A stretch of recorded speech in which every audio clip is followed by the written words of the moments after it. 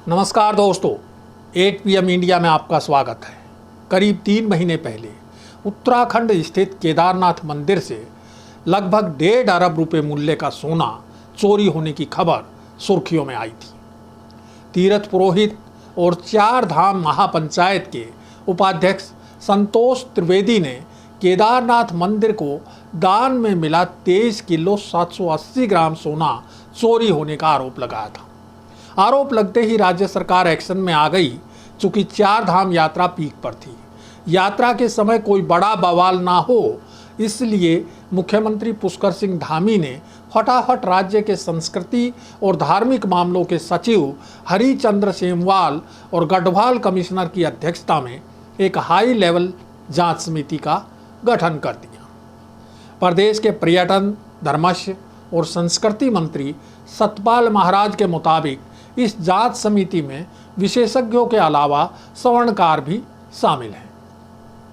4 धाम यात्रा शांति से संपन्न हो गई है, लेकिन केदारनाथ के गर्भगृह की दीवारों पर मढ़ा सोना असली है या नकली, इसकी सच्चाई अब तक सामने नहीं आई है। जांच समिति का गठन किए 3 महीने हो गए, लेकिन जांच अभी तक कायदे से शुरू ही नहीं हुई है। यहाँ तक कि जांच समिति ने अब तक दानदाता परिवार से भी संपर्क नहीं किया है। धर्मस्य सचिव हरिचंद्र सेमवाल का कहना है कि जांच चल रही है, अभी इस बारे में कोई प्रगति नहीं हुई है, इसलिए कुछ बताया नहीं जा सकता। सेमवाल का ये भी कहना है कि उनके पास कई विभाग हैं, काम का दबाव ज़्यादा है, इसलिए जांच की गति धीमी है। अब सवाल ये उठता है कि जिस अधिकारी पर पहले ही काम का दबाव ज़्यादा है, उसे जांच क्यों सौंपी गई। अब सवाल ये उठता है कि जिस अधिकारी पर पहले ही काम का ज़्यादा बोझ है, उसे ही जांच क्यों सौंपी गई। इससे सरकार की मंशा पर भी सवाल उठ रहे हैं और खुद मुख्यमंत्री भी सवालों के घेरे में हैं। मसला संवेदनशील और गंभीर है। इसका सीधा संबंध लोगों की आस्था से जुड़ा है।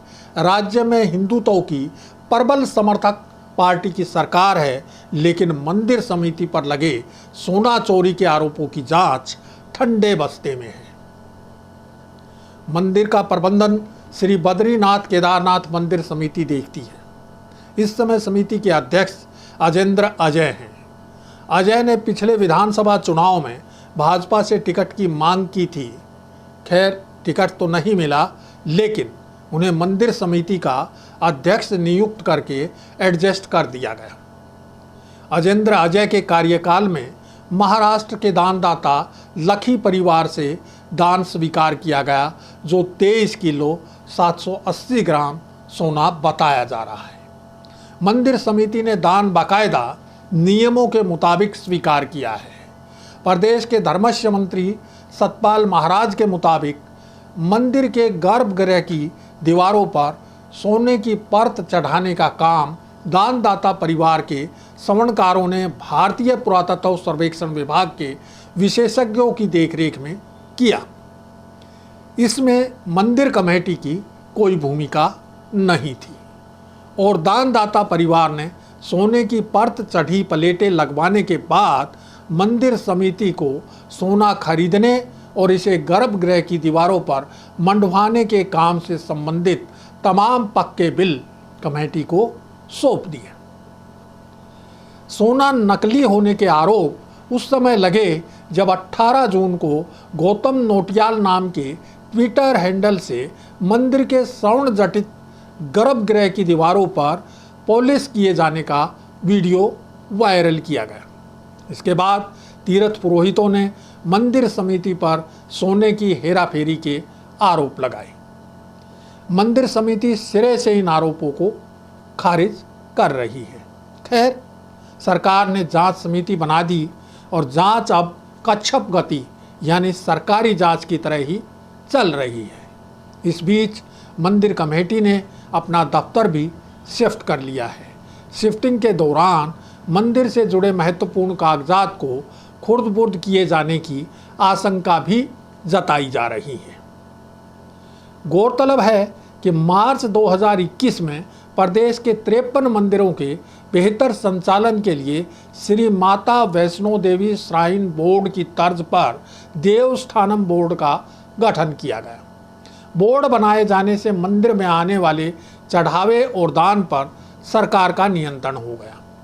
सरकार की योजना इस पैसे का इस्तेमाल तीर्थ के रखरखाव, उसके विकास और जन कल्याण के अन्य कामों में करने की थी।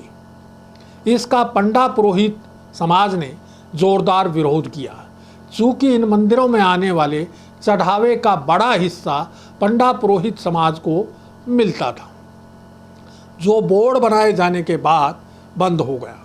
मार्च 2021 में तत्कालीन मुख्यमंत्री त्रिवेंद्र सिंह रावत को हटाने की एक बड़ी वजह तीर्थ पुरोहितों की नाराजगी भी थी। 2022 में राज्य में विधानसभा चुनाव होने थे।